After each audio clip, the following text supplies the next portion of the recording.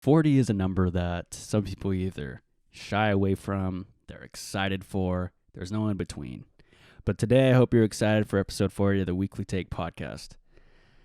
And to start off the show, a lot of great players have worn the number 40 and a lot of great people, I'm sure. But this person played in the NBA, played for 4 NBA teams, played for the Seattle Supersonics, Portland Trail Blazers, the Cleveland Cavaliers, and the Orlando Magic. He was about 6'10", 232 pounds. First round pick in the 1989 draft, picked number 17th overall. He led the Seattle Supersonics to the finals in 1996 with help against Michael Jordan and the Bulls. Led the league in personal fouls in 1993 through 1994, 96 and 97. And then he had a total of 371 personal fouls in 1999 through 2000. His name is Shawn Kemp, power forward center for the Seattle Supersonics. So if you know anyone who's wore number 40, unless they're better than Shawn Kemp, they're not getting on this list. I'm sorry. Shawn Kemp is an amazing player, and he did a lot of great things for the people of Seattle, the people of Portland, Cleveland, Orlando, and I'm sure even more people around the country and even out of the country. But this is Weekly Take, episode 40. So remember that name. Number 40, Shawn Kemp. The NBA has been going on an emotional roller coaster. To give you guys some breaking news, is about a day late. DeMarcus Cousins recently tore his ACL. The Lakers can't catch a break. You know, they get all these players. They didn't get Kawhi. They didn't get Paul George a couple years ago. But they did get AD. Let's not forget that. But the Lakers are looking at this like, fuck, what can we do? You know, I looked at DeMarcus Cousins as probably more of a role player for this team anyway. If he was completely healthy, nonetheless, he would have been a starter. But a player coming off the Achilles injury, it is very hard to come back and be your complete self. And I get that 100%. So the Lakers are going to be really missing DeMarcus Cousins. But I don't think DeMarcus Cousins was really the need they needed. They needed shooters, and they addressed that with Danny Green and Avery Bradley. But for them to miss out on Boogie, that is terrible. And rest assured, prayers up to the guy, and hope none of this ever happens again, because this is his third major injury. So sorry about that, DeMarcus Cousins. But time goes on for the LA Lakers. Also, Michael Porter Jr. Recently posted an Adam Silver's phone number in a conference. Who does that type of thing? I get it. He's a rookie, but I don't think you would do that. Big deal, though. Everyone's kind of hyping it up to be a big story. I just thought I'd put it in here.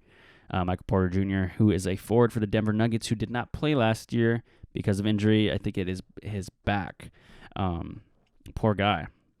Joseph Tsai buys the rest of the Brooklyn Nets for $2.35 billion. Could you imagine having that much money?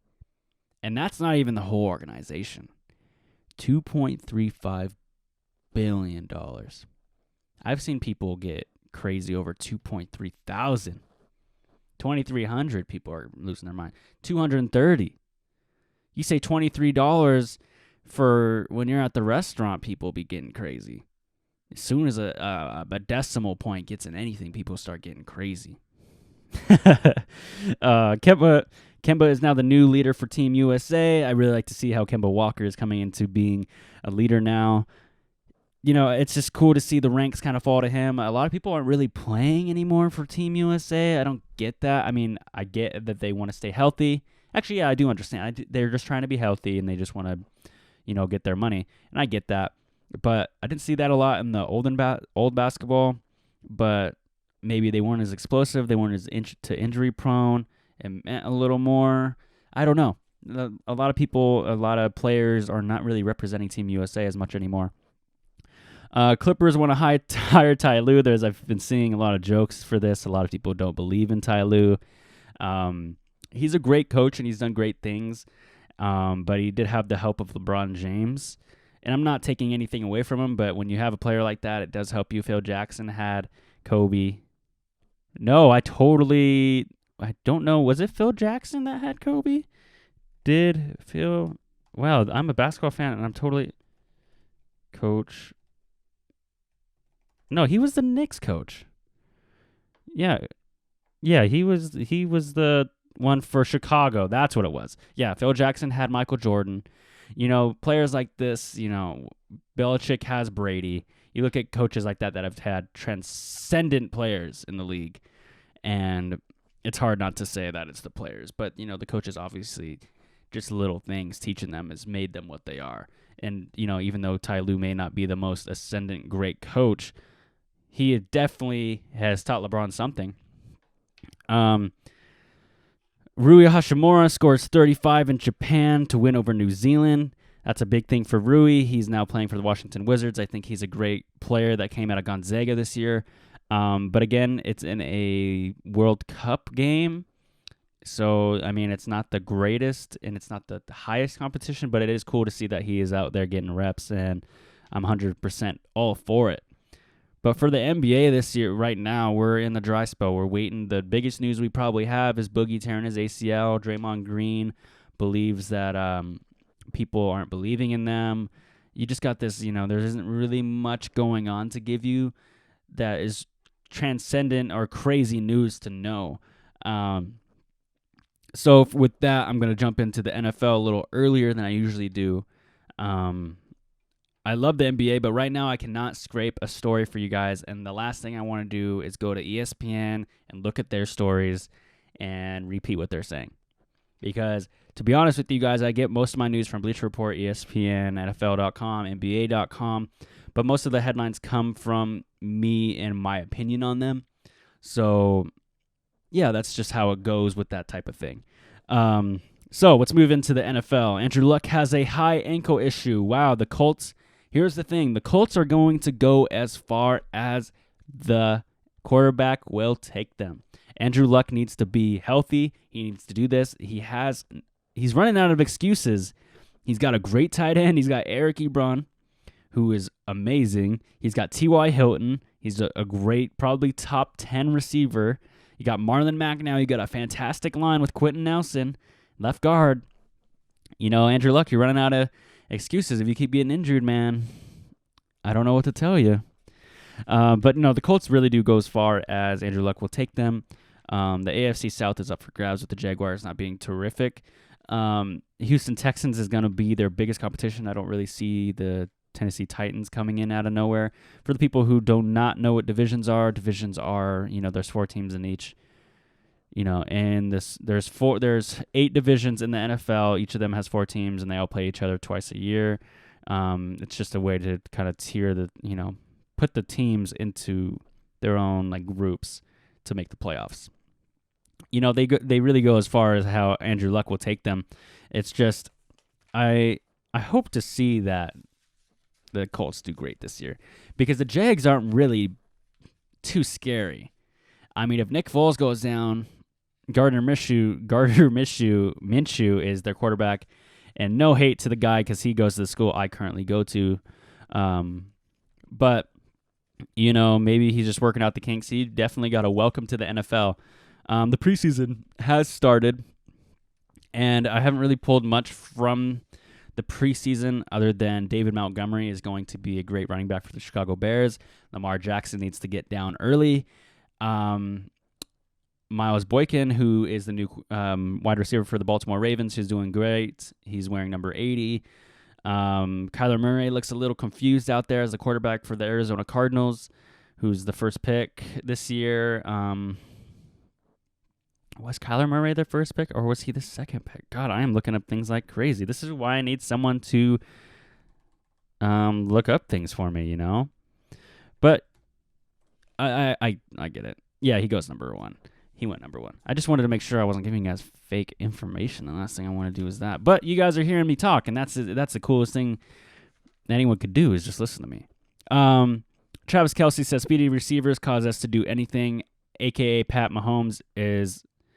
This is what he said, Travis Kelce said, speedy receivers make us do anything. You know what makes you guys do anything? It is Patrick Mahomes. And I'm not crediting Travis Kelce and their receivers and their running game, But Patrick Mahomes is the reason that you guys are able to run anything. He is an amazing quarterback, and what he can do at that position is amazing. He's the reason, not speedy receivers. I'm sorry, Sammy Watkins. I'm sorry, Hill. But Patrick Mahomes is the reason you guys can do anything. And it's not Reed. I don't want to hear that either. It's definitely Pat Mahomes.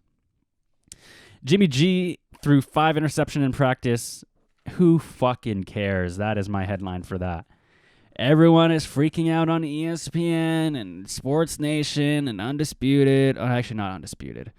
But all the other, shows I watch, they're definitely like, oh my God, Jimmy Garoppolo, who is the quarterback for the San Francisco 49ers, who was recently a backup in New England behind Tom Brady, has thrown 5 interceptions in practice, and people are taking this out of proportion like they always do. It's because the game of football does not have anything to report on as well.